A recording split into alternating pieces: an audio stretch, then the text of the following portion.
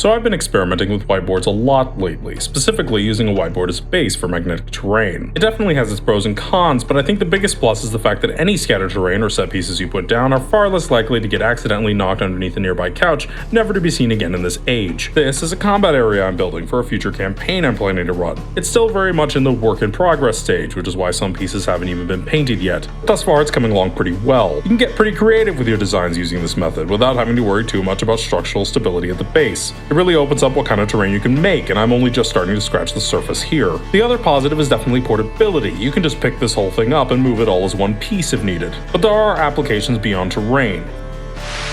For instance, character tokens. I picked up these magnets really cheaply at my local Walmart. They came in a pack of 20 and I thought they'd work really well for this. I printed out these custom character tokens I designed and went ahead and cut each of them out individually.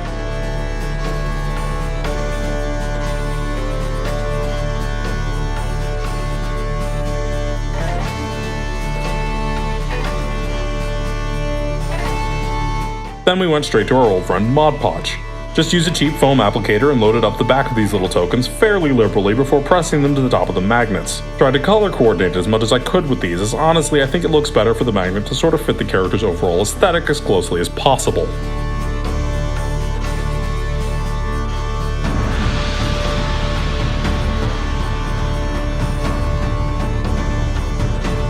I think I still prefer paper minis personally over these, and obviously would really like to use full plastic minis if I could, but in a pinch, these will do.